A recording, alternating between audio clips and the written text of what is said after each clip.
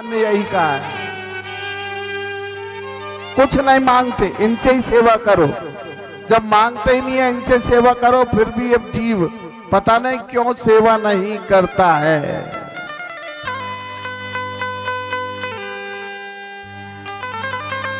भगवान से सुदामा ने अपनी दरिद्रता के बारे में नहीं बताया, तो भगवान ने भी नहीं बताया कि मैंने क्या दिया है। थोड़े समय में कहने लगा, सुदामा अब चलता हूं, सुशीला की चिंता है। सुदामा को भी है और श्री कृष्ण को भी है, वो तो सब जानते हैं। चलता हूं भैया, इतने वर्षों बाद मिले और थोड़े समय में ही कह दिया चलता हूं। अरे कलयुग में भी भगवान तो इतना भी नहीं रोकते। वो जानते हैं अगर मैं सुदामा को रोकूंगा, मेरे मित्र को रोकूंगा, तो सुदामा के बिना सुशीला मेरी भाभी एक अन्न जल का दाना भी मुंह में नहीं लेगी। उसको भूख और प्यास का कष्ट सता रहा होगा, इसलिए मना नहीं करते हैं। जाइए, वापिस भेज देते हैं। सुदामा वापिस आते आते सोचते हैं, बहुत कहती थी मां मिल आओ, क्या दिया, कोई फर्क नहीं पड़ा। लेकिन फिर भी भगवान का ध्यान करते हुए वापिस आते हैं। अपनी नगरी में आए, पोरबंदर में, वहां सुदामापुरी नाम पड़ गया उसका। वहां देखा बड़े बड़े महल खड़े हैं, केवल सुदामा के ही नहीं, सबके बड़े बड़े महल खड़े हैं।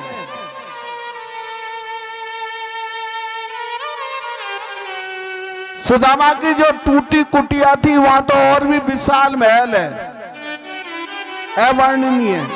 भागवत में बहुत बड़ा वर्णन है उसका।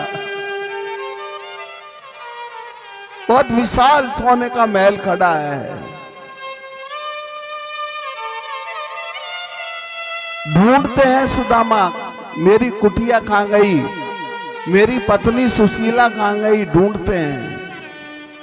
चकित हो रहे हैं क्योंकि भगवान ने कुछ नहीं बताया, भगवान कहीं बता के नहीं देते हैं।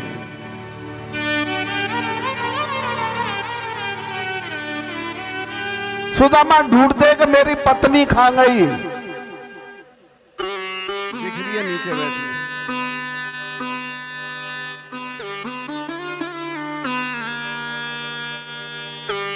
ढूंढते हैं, इतने में सुशीला आगे भाग के महल में से, वही साड़ी पहने हुए हैं, उसी अवस्था में बैठी है। चाहे सारे महल बन गए, लेकिन सुशीला अपने पतिव्रत धर्म का पालन करती है। मेरे पति देव आ जाएंगे तभी मैं दूसरे वस्त्र धारण करूंगी, अन्न जल जब ही ग्रहण करूंगी। मैंने उनको भेज तो दिया, न जाने किस हाल में होंगे। पति देव जब दिखे तो भाग के गई है, जाके प्रणाम किया है। एक शास्त्र की बहुत बड़ी बात बता दूं, मेरी नहीं है, मन की, शास्त्र की बात है। जो पत्नी अपने पति के पैर दबाती है, उनके यहां लक्ष्मी की कमी नहीं रहती। अगर झूठी है तो शास्त्र झूठे हैं, मन की बात नहीं है। आजकल की तो उनके दबा दो, उल्टा सिस्टम हो रहा है। शास्त्र के विपरीत गाता, तभी तो दुखी है, इतना होते हुए भी दुखी है। बहुत सारी संस्कृति का आधार नारी है, नारी से ही नारायण है, बहुत बड़ा आधार है। नारी सुधरेगी तो पूरी सृष्टि सुधर जाएगी, निश्चित मानिए। इसलिए इनकी पूजा की जाती है नारी की, इनको ज्ञान भी दिया जाता है। नारी शब्द का अर्थ क्या है? न अरी, विद्वान बैठे हैं यहां। नारी किसे कहते हैं? न अरी, जिसका कोई शत्रु है ही नहीं, वो नारी है, वो पूजनीय है। यहां तो घर में ही शत्रु बना लेती है। मेरी व्यासपीठ निर्भीक है, ये ऋषियों की गोद है, ये निर्भीक है।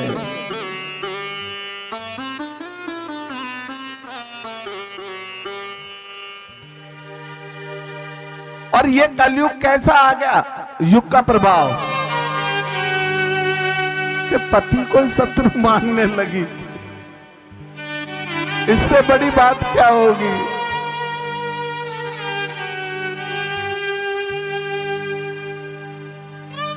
बहुत कुछ दिया, सुदामा जी को बताया भगवान द्वारकाधीश की कृपा से हमें सब कुछ मिल गया है। हमको नहीं, पूरे पोरबंदर वासियों को सब कुछ मिल गया है। एक सुदामा जिस जगह भजन करता है, पूरा गांव का गांव, नगर का नगर ही तर गया। जहां एक ब्राह्मण भजन करता है, ध्यान रखना, अयाचक प्रवृत्ति का ब्राह्मण है, वो भजन करेगा, सब तरेंगे।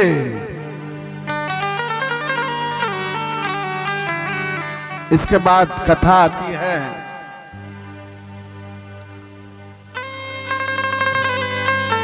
वेद आते हैं, वेद।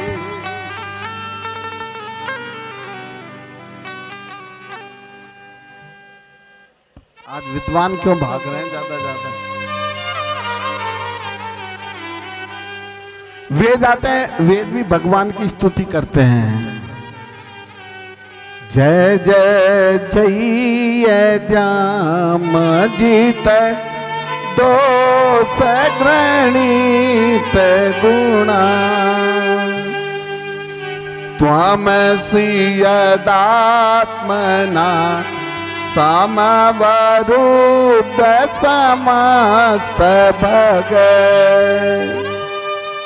आग जग दुख साम खिल सत्य बोधकते, क्वचिद जयात्मना चतर तो नुचरे निधु में। ये वेद स्थिति है, यज्ञ आदि में रोज गाई जाती है, पूरी काफी बड़ी है। दसम स्कंद उत्तरार्ध अध्याय नंबर 87 में ये वेद स्तुति है। वेद आकर यहाँ भगवान की स्तुति करते हैं, द्वारकाधीश की।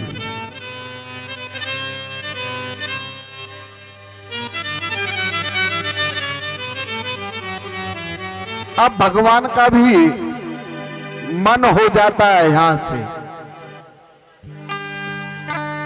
एक कथा और आती है बीच में ही, भस्मासुर की। आप सबने सुना होगा, भस्मासुर ने शिव जी को प्रसन्न किया, जिस पे हाथ रखूं वो ही भस्म हो जाए, ऐसा वरदान मांग दिया, और भगवान शंकर पे ही हाथ रखने को दौड़े हैं। यही जमाना है, जो जिसके लिए अच्छा करे वो उसी का बुरा करने के दौड़े, वही तो असुर है, भस्मासुर है। पहले तो एक ही भस्मासुर हुआ था।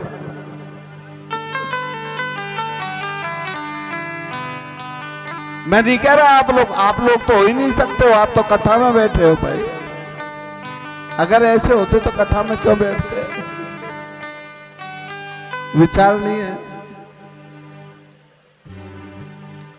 कथा में शुद्ध मन व्यक्ति ही आ पाता है। 3 जन्म का पुण्य उदय होता है तब भागवत की कथा सुनने को मिलती है। इसके बाद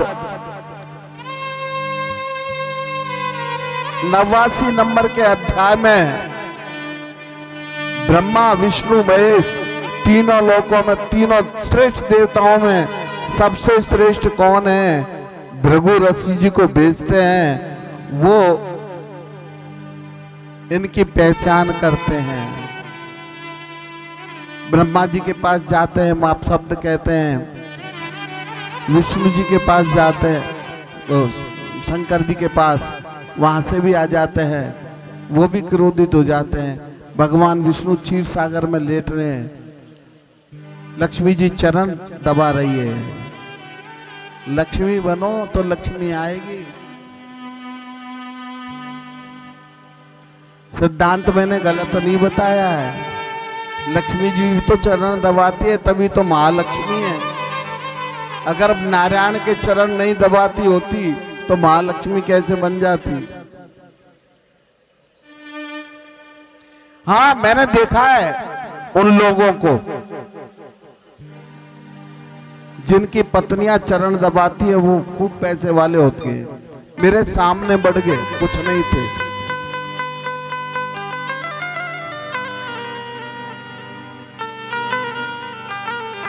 लक्ष्मी जी चरण दबाती है और इतने में ही भृगु ऋषि पहुंचते हैं और सीधी लात मारते हैं भगवान के वक्षस्थल पर। लात मारते हैं। पहले ब्राह्मण के चरणों में लक्ष्मी जी का वास था। विद्वान कहते हैं भगवान ने तुरंत चरण पकड़ लिए। प्रभु आपके लगी तो नहीं, मेरा वक्षस्थल कठोर है, आपके चरण कोमल है। भृगु जी ने सब ब्राह्मणों को, ऋषियों को संदेश दे दिया, तीनों देवताओं में सबसे श्रेष्ठ भगवान विष्णु ही हैं। वैष्णव बनेगा,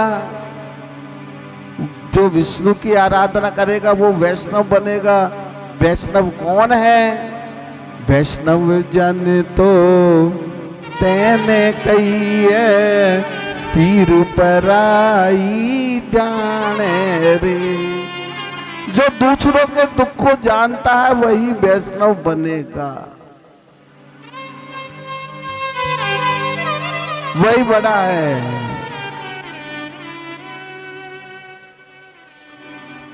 भगवान का फिर अपनी स्त्रियों के साथ में भी हार है, प्रेम भरी बातें हैं। अपनी रानियों के साथ,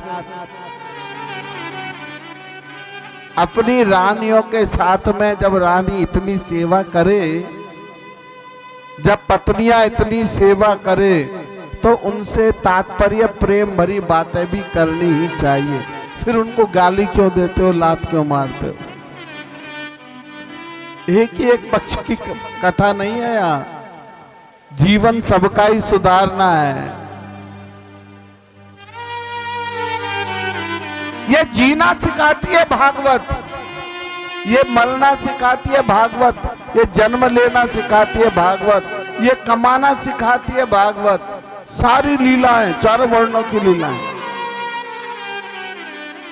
भागवत में। राजा परीक्षित के मन का निरोध करना था, मन को ही मुक्ति दिलानी थी।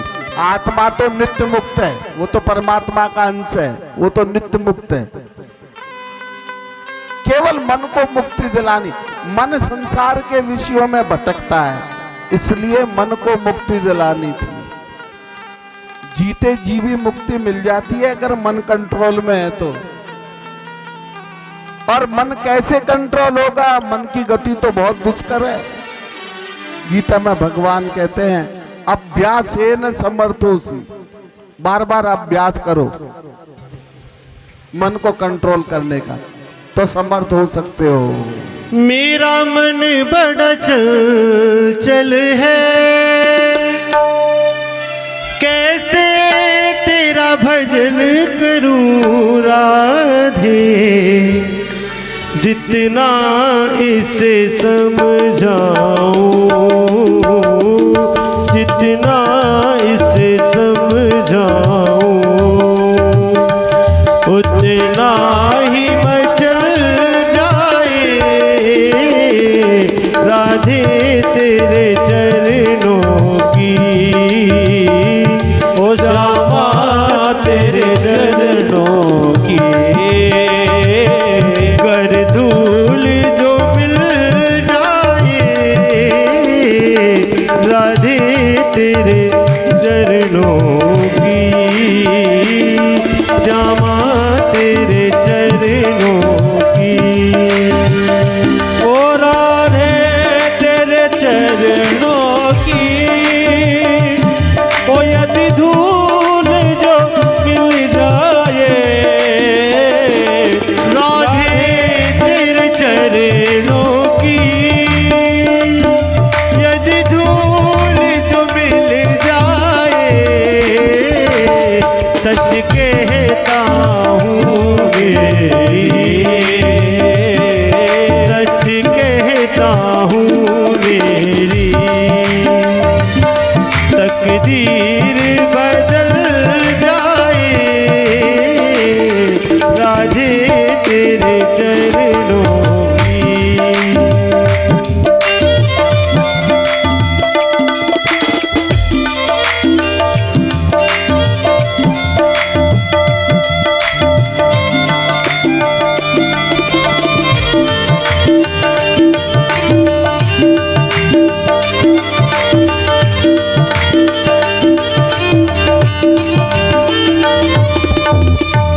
नजरों से गिराना ना राधे, नजरों से गिराना ना,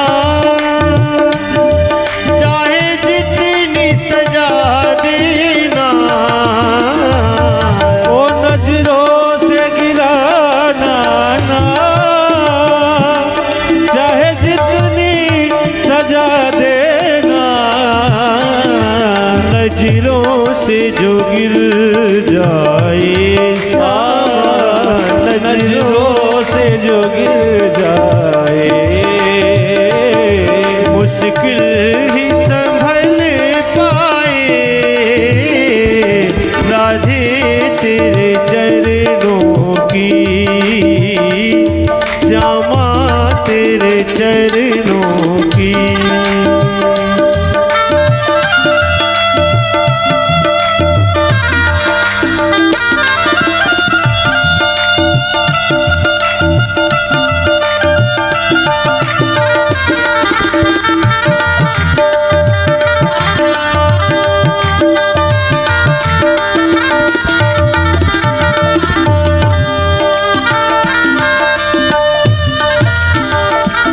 राधे तेरे चरणों की, श्यामा तेरे चरणों की कर धूल जो मिल जाए राधे तेरे चरणों की। हमारो धन राधा श्री राधा श्री राधा, हमारो धन राधा श्री राधा श्री राधा, परम धन राधा राधा राधा राधा राधा, जीवन धन राधा राधा राधा राधा राधा, हमारो धन राधा श्री राधा श्री राधा, हमारो धन राधा श्री राधा श्री राधा, हमारो धन राधा श्री राधा श्री राधा श्री राधा श्री राधा श्री राधा श्री राधा। बोलो राधे रानी की जय हो। जय तो जोर से बोल देवे करो, कहा जाए हमें।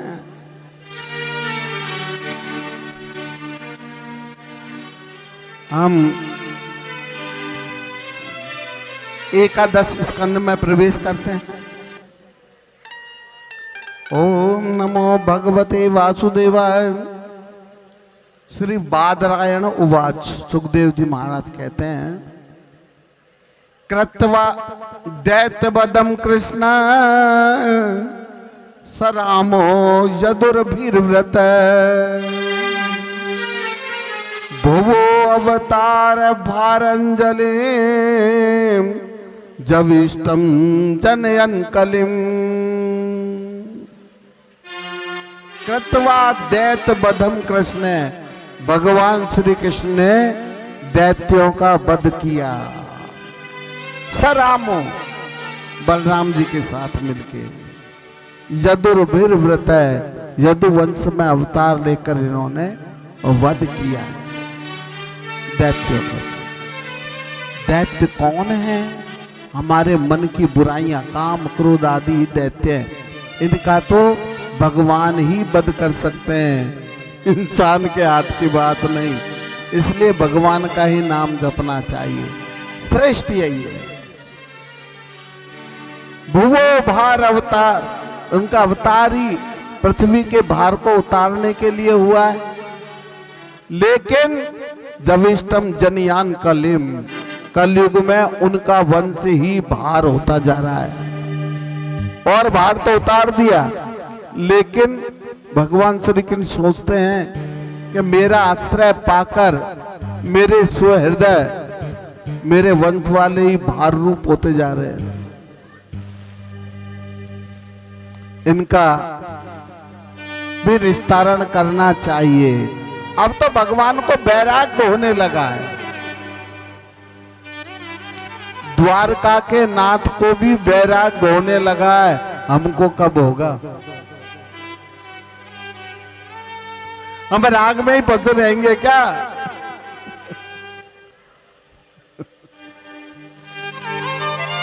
द्वारका के अधिपति राजा, उनको भी वैराग्य होता है। और हम हमारे टूटे घर को भी नहीं छोड़ पाते, उसमें भी राग रहता है। भगवान को वैराग्य होने लगा। कुछ राजकुमार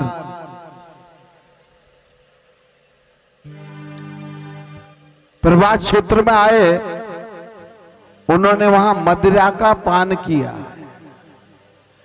सांब को स्त्री के कपड़े पहनाए, और जो ब्राह्मण वहां पर प्रभास क्षेत्र में भजन कर रहे थे, उनके पास परीक्षार्थ पहुंच गए, परीक्षा लेने के लिए। कहने लगे, भगवान ये तो बताओ, ये स्त्री के ये गर्भ से है, इसके क्या होगा? बच्चा होगा या बच्ची होगी? ये ध्यान कर लो। परीक्षार्थ मत जाओ, प्रश्नार्थ जाओ, ज्ञानार्थ जाओ, बट परीक्षार्थ किसी के यहां नहीं जाना चाहिए। किसी की क्या परीक्षा लेनी? ज्ञान लेना है, किसी पे है तो ठीक, नहीं है तो ठीक। ब्राह्मण देखने लगे रहे, ये तो दंड हो रहे हैं। भगवान की प्रेरणा से बोलने लगे, क्यों? भगवान को वैराग्य हो गया, तो उनकी प्रेरणा से ही ब्राह्मण कहने लगे, एवं प्रलब्धा मुनियस तानो उचु कुपितान रप जनिष्यति वो मंदा मूसलम कुलनासनम। अरे मंद भाग्यवान हो, तुम बहुत उद्दंड हो गए हो। जाओ, इस गर्भणी के तो मूसल पैदा होगा, और कैसा मूसल? कुल नाशनम, जो तुम्हारे कुल का ही नाश कर देगा। श्राप दे दिया ब्राह्मणों ने। अब तो सब भयभीत हो गए। तुरंत उग्रसेन जी के पास आए हैं, चूरा कर दिया उस मूसल का और समुद्र में फेंक दिया। उससे एरक घास बनी है, एरक बिना गांठ की घास। कोई होती होगी पटेरा जैसी, पहले होता था नदियों में पटेरा, अब दिखता ही नहीं है। नदी नहीं रही तो पटेरा। आजकल के बच्चे तो जानते नहीं है पटेरा कहाँ ही हो। पहले पटेरा की जेवड़ी खूब बुनवा करे, अब जानते नहीं है कोई। चूर्ण करके जो लास्ट का टुकड़ा बचा था उसको समुद्र में फेंक दिया। उस टुकड़े को निमित्त सुनाया है उग्रसेन जी ने, और भूल गए।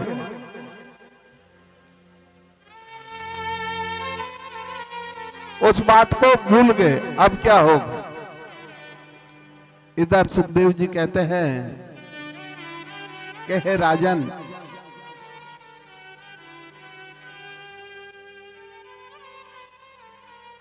तम एकदा तु देवर से वासुदेवो ग्रहागता अर्चितम सुकमासीनाम अभिवाद्ये तम ब्रवीत। एक बार देवर से नारद जी महाराज वसुदेव के घर में आए, भगवान श्री कृष्ण के पिता के घर में, वसुदेव जी के घर में आए और वसुदेव जी ने उनकी